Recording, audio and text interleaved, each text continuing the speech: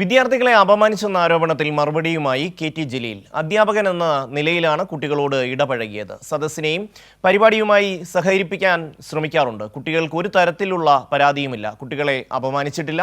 രക്ഷിതാക്കൾക്ക് ഏതെങ്കിലും തരത്തിൽ പരാതിയുണ്ടെങ്കിൽ ക്ഷമ പറയാൻ തയ്യാറാണെന്നും മന്ത്രിമാരുടെ പ്രസ്താവനകൾ രാഷ്ട്രീയ ലക്ഷ്യത്തോടെയാണെന്നും കെ.ടി. ജലീൽ പറഞ്ഞു.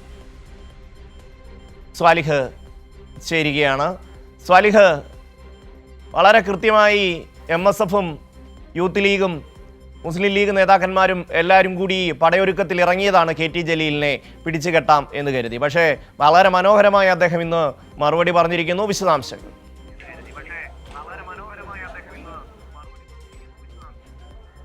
ഷമ്മി, കഴിഞ്ഞ ദിവസം മണ്ണാർക്കാട് നടന്ന പരിപാടിയിലാണ് ഇത്തരത്തിലൊരു സംഭവം ഉണ്ടാവുന്നത്. വിദ്യാർത്ഥികളെ അദ്ദേഹം അത് ഇപ്പോൾ വിശദീകരിച്ചതുപോലെ ഒരു ക്ലാസ് മുറിയായി കണ്ട് അധ്യാപകരോടും വിദ്യാർത്ഥികളോടും അവരുടെ രക്ഷിതാക്കളോടും ഒക്കെ സംസാരിച്ചു കൊണ്ടിരിക്കുകയായിരുന്നു. ഒരു അധ്യാപകനെ പോലെയാണ് ആ പരിപാടി കണ്ടിരുന്നത്. കുട്ടികളും അങ്ങനെ തന്നെയാണ് കണ്ടിട്ടുള്ളത്. ഒരു കുട്ടി പോലും ഇക്കാര്യത്തിൽ ഒരു പരാതി പറഞ്ഞിട്ടില്ല. ആർക്കെങ്കിലും അങ്ങനെ ഒരു മനോവിഷമമുണ്ടെങ്കിൽ 1000 തവണ മാപ്പ് പറയാൻ തയ്യാറാണ്. എന്നാൽ ഇപ്പോൾ ഇത് രാഷ്ട്രീയ ശത്രുക്കളാണ് ഇത് വിവാദമാക്കുന്നത്. ഇത്തരത്തിൽ അവർക്കാണ് ഇത് വേദനയുണ്ടാക്കുന്നത്. അല്ലാതെ ഇക്കാര്യത്തിൽ ഇത് ഇങ്ങനെ വിവാദമാക്കേണ്ട ഒരു സാഹചര്യവും ഇല്ല എന്നാണ് അദ്ദേഹം വിശദീകരിക്കുന്നത്. ഇത് കേസെടുക്കുകയാണെങ്കിൽ അതിന് മുൻകൂർ ജാമ്യം എടുക്കാനോ അല്ലെങ്കിൽ ജാമ്യം എടുക്കാനോ ഒന്നും തന്നെ ശ്രമിക്കുകയില്ല. അത്തരം ഒരു വിഷയമല്ല ഇത് എന്നാണ് കെ.ടി. ജലീൽ പറയുന്നത്. ബിന്ദു കൃഷ്ണയൊക്കെ നേരത്തെ ഈ വകുപ്പ് കൈകാര്യം ചെയ്യുന്ന അവരുടെ മന്ത്രിയാണ്. പക്ഷേ അവർ തന്നെ അംഗൻവാടി വിദ്യാർത്ഥിയെ നേരത്തെ അപമാനിച്ചിട്ടുണ്ട്. അക്കാര്യത്തിൽ കേസ് എടുത്തിട്ടുണ്ടോ? അല്ലെങ്കിൽ ഇത് പൊതുവിദ്യാഭ്യാസ മേഖലയെ മൊത്തം അവമതിപ്പുണ്ടാക്കാനുള്ള ഒരു ശ്രമം ഇതിൻ്റെ ഭാഗമായി നടക്കുന്നു. മറ്റൊരു തരത്തിലേക്ക് ഈ പ്രചാരണം കൊണ്ടുപോകുന്നു.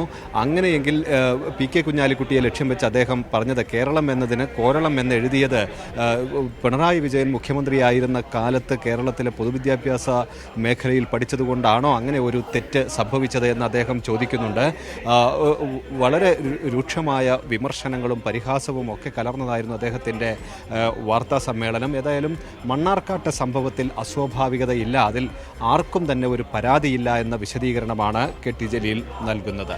ഷമ്മി, തീർച്ചയായും സ്വാലിഹ്, ഈ വിഷയത്തിൽ അദ്ദേഹത്തിൻ്റെ ഉദ്ദേശശുദ്ധി അത് തന്നെയാണ് അതിൽ ഏറ്റവും പ്രധാനപ്പെട്ട ഒരു കാര്യം. ഇത്തരം ഒരു തെറ്റ് വരുമ്പോൾ, സ്വന്തം വീടിൻ്റെ അല്ലെങ്കിൽ അഡ്രസ്സ് എഴുതുന്ന സമയത്ത് അത്തരം ഒരു തെറ്റ് വരുമ്പോൾ അത്തരം ഒരു തെറ്റ് വരാൻ പാടില്ല എന്നൊരു അധ്യാപകൻ്റെ മനസ്സോടുകൂടി ഒരു കാര്യം അദ്ദേഹം ചൂണ്ടിക്കാണിക്കുകയാണ് ചെയ്തത്. ആ കുട്ടികൾക്ക് പോലും അതിൽ പരാതിയില്ല. പക്ഷേ ലീഗുകാർക്ക് അങ്ങ് പരാതി കൊണ്ട് സഹിക്കാൻ പറ്റുന്നില്ല. ഒരു വല്ലാത്ത വിഷമമാണ്. അവരാകെ ഇളവി ഇറങ്ങുകയാണ് കെ.ടി. ജലീലിനെ ഇപ്പോൾ കൈകാര്യം ചെയ്തു കളയും എന്ന് പറഞ്ഞ്. അതുകൊണ്ടായിരിക്കാം ഒരുപക്ഷെ ഇന്ന് അദ്ദേഹം വാർത്താ സമ്മേളനം നടത്തിയത്. ഒരു അധ്യാപകന് കൃത്യമായിട്ടും ആ ഒരു കുട്ടികളുടെ മനസ്സറിയാൻ കഴിയും.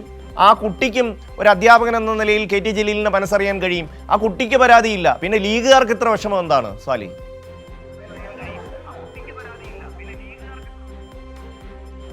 ഷമ്മി, തീർച്ചയായും 12 വർഷക്കാലം തിരൂരങ്ങാടി PSMO കോളേജിൽ അധ്യാപകനായി ജോലി ചെയ്തിരുന്നയാളാണ് കെ.ടി. ജലീൽ. നമുക്കറിയാം, അദ്ദേഹം നിയമസഭയിലേക്ക് തിരഞ്ഞെടുക്കപ്പെട്ടതിനെ തുടർന്നാണ് അദ്ദേഹം അധ്യാപക വൃത്തിയിൽ നിന്ന് പിൻവാങ്ങുന്നത്. പൊതുവെ അദ്ദേഹത്തിൻ്റെ പരിപാടികൾ നമുക്കറിയാം. ഒരു ഇൻഡോർ പരിപാടികളെല്ലാം ഓഡിറ്റോറിയത്തിനകത്തോ മറ്റോ ഒക്കെ നടക്കുന്ന പരിപാടികളിലെല്ലാം അദ്ദേഹം സാധാരണ നടത്തുന്ന പ്രസംഗങ്ങളെല്ലാം ഇങ്ങനെ തന്നെയാണ്. ആളുകളോട് സംവദിച്ചുകൊണ്ട്, അവരുടെ അഭിപ്രായം കേട്ടുകൊണ്ട്, അവരോട് ചോദ്യങ്ങൾ ചോദിച്ചുകൊണ്ട് ഒരു ക്ലാസ് രൂപത്തിൽ അദ്ദേഹം പൊതുവിൽ സംസാരിക്കാറുണ്ട്. പ്രത്യേകിച്ച് കുട്ടികളൊക്കെ മുൻപിലുണ്ടെങ്കിൽ പൊതുവിൽ കെ.ടി. ജലീലിൻ്റെ പ്രഭാഷണം ഇങ്ങനെ തന്നെയാണ്. പതിവ് രീതിയിൽ തന്നെയാണ് അദ്ദേഹം സംസാരിച്ചത്. അതിനിടയിലാണ് ഒരു കുട്ടിയോട്, ഈ സാധാരണ സ്കൂളിലൊക്കെ പഠിച്ച കുട്ടികൾ ഈ പഠന വിഷയവുമായി ബന്ധപ്പെട്ട് മാത്രമാണ് പഠിക്കുന്നത്, പരീക്ഷാ കേന്ദ്രീകൃതമായ ഒരു വിദ്യാഭ്യാസം മാത്രമാണ് എന്ന് അദ്ദേഹത്തിന് പൊതുവിൽ ഒരു അഭിപ്രായമുണ്ട്. അതുപോരാ, കുട്ടികൾ കൂടുതൽ സാമൂഹ്യ അവബോധമൊക്കെ ഉണ്ടാക്കാൻ കൂടുതൽ വായനയും മറ്റുമൊക്കെ ഉണ്ടാക്കണമെന്ന് അദ്ദേഹം ഈ പ്രസംഗത്തിൽ തന്നെ നിർദ്ദേശിച്ചിരുന്നു. ഇതിൻ്റെ അടിസ്ഥാനത്തിലാണ് മലയാളം നോവലുകൾ വായിച്ച ആരെങ്കിലും ഉണ്ടോ, ഏതെങ്കിലും കവിതകൾ വായിച്ച ആരെങ്കിലും ഉണ്ടോ എന്നൊക്കെ കുട്ടികളോട് അതിന് തൊട്ട് മുമ്പേ അദ്ദേഹം ആരായുന്നുണ്ട്.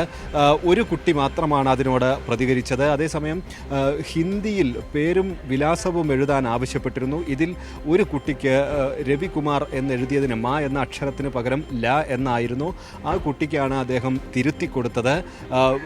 ഒരു കൗതുകത്തിന് അദ്ദേഹം ആ കുട്ടിയുടെ ചെവിയിൽ പിടിക്കുന്നുണ്ട്. അത് ഏതെങ്കിലും തരത്തിൽ വേദനിപ്പിക്കുന്നതല്ല എന്ന ആ ദൃശ്യങ്ങളിൽ നിന്ന് തന്നെ നമുക്ക് വ്യക്തമാകും. പക്ഷേ അത് മറ്റൊരു തരത്തിൽ വ്യാഖ്യാനിക്കപ്പെടുകയും അദ്ദേഹത്തെ വേട്ടയാടുകയും ചെയ്യുകയാണ്. ഏതായാലും ഇക്കാര്യത്തിൽ മാപ്പ് പറയേണ്ടയൊന്നും ഒരു സാഹചര്യവുമില്ല. ഇതിന് പിന്നിൽ കൃത്യമായ രാഷ്ട്രീയമാണ്, വ്യക്തിവിരോധമാണ്.